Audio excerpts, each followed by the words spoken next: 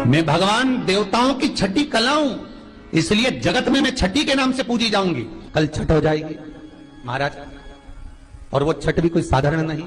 जिस छठ माता का स्मरण स्वयं भगवान कृष्ण के पुत्र सांब ने किया, जिस छठी माता को स्वयं कार्तिकेय जी को दिया गया, पूरा विश्व भगत लोग होते हैं, आज से व्रत का क्रम प्रारंभ कर देते हैं महाराज। 36 घंटे का ये व्रत रहता है। स्नान, खाना, दूसरे दिन फिर वही क्रम में पूजन की तैयारी, भूखे रहना, सूर्य को अर्घ देना, उगते को डूबते, और मां छठी का स्मरण करना। मैं छठ की पूजा, छठी बिहार साइड में, यूपी साइड में, इधर सबसे ज्यादा पूजन होती है छठ की।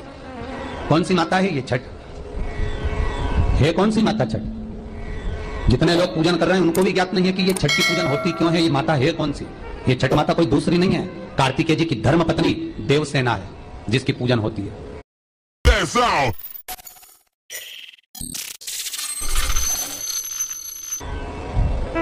छठी के रूप में उगता सूरज और डूबता सूरज का अर्घ होता है। सबसे पहली छठ पूजन किसने करी थी?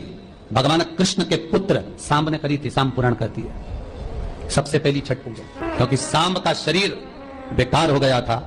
भगवान कृष्ण की शरण में सांब पड़ गया। पिताजी आपने मुझे श्राप दिया है, क्योंकि गलत भाव हो गया था, गलत दृष्टि हो गई। भगवान कृष्ण के पास में जामंती जी बैठी हुई थी, तो सांब ने आकर कहा, पिताजी मुझसे गलती हो गई, बहुत बड़ी गलती, क्षमा कर दीजिए।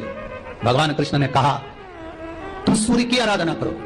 सूर्य की आराधना करी तो सूर्य कहते हैं तुम इंद्र की पुत्री देवसेना की आराधना करो।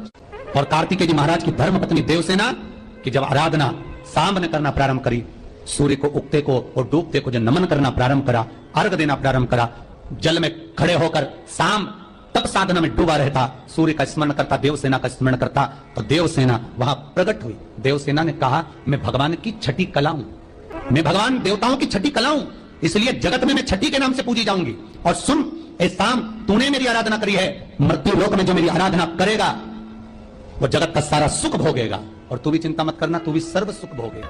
अब देखिएगा महाराज, शिव महापुराण की कथा कितना सुंदर वर्णन कर रही है कि एक लोटा पानी का फल क्या है। माताओं जरा ध्यान दीजिएगा।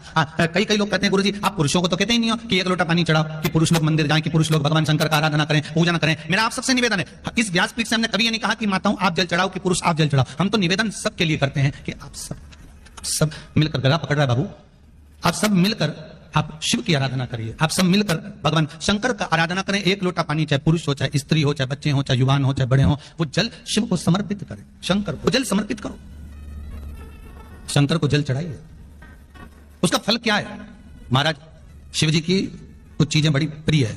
एक भस्म का त्रिपुंड, एक गले में रुद्राक्ष की, जम के बोलिए, माला, और अगर रुद्राक्ष की माला नहीं भी हो तो एक रुद्राक्ष आपके गले में हो, मस्तक पर त्रिपुंड हो, गले में रुद्राक्ष हो, और मुख पर या तो पंचाक्षर मंत्र नमः शिवाय ओम, या ओम नमः शिवाय, या श्री शिवाय नमस्तुभ्यम।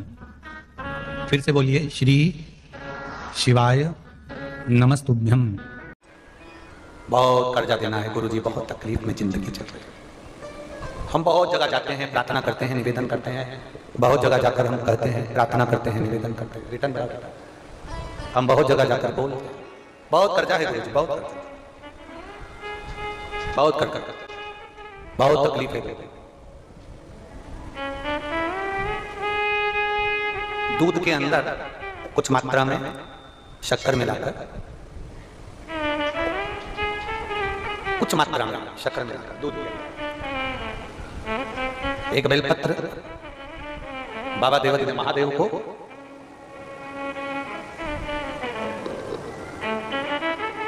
भगवान शिव को जब आप समर्पित करें, तो जैसे ये शिवलिंग है और शिवलिंग की जो जलाधारी है, जलाधारी की ओर इस डंडी का मुख, जलाधारी की डंडी की ओर, जलाधारी की ओर इस डंडी का मुख, ये से जलाधारी इधर है तो ये डंडी का मुख शिवलिंग पर इधर की ओर। दूध में कुछ मात्रा में मिली हुई शक्कर, कुछ मात्रा। हमेशा एक बात याद रखना कि जब भी सूर्य नारायण भगवान को जल दिया जाता है, या शंकर भगवान को कोई जल समर्पित किया जाता है, शिव जी को जल चढ़ाया जाता है, तो जो जल चढ़ाने वाला पात्र होता है जिसमें जल भरा है, या दूध भरा है, या सामग्री भरी हुई है, और आपको अभिषेक करना है, शंकर भगवान से अपने मन की कामना वाला पूजन करना, प्रयास करना। शक्कर डाल दी, कई लोग उसमें दूध में शक्कर को हिला दिया, मिला दिया ना, जल भरा, जल में कुछ आ गया, उंगली डालकर निकाल दिया, या कोई पत्ते से या कोई फूल से या कोई सामग्री से निकाल दिया। हमने पहले की कथा में कहा है वृक्ष से तोड़े हुए फूल, और यहां तक एक कथा में वर्णन किया कि एक फूल ऐसा भी है जो तोड़ा नहीं जाता, जमीन पर गिरा हुआ। कौन सा बताया था? पारिजात। उस फूल को तोड़ा नहीं जाता, वो फूल जमीन पे गिरना चाहिए, जमीन पर गिरेगा, उठाओगे तब शंकर को चढ़ेगा। वो पारिजात का फूल, वो पारिजात का पुष्प।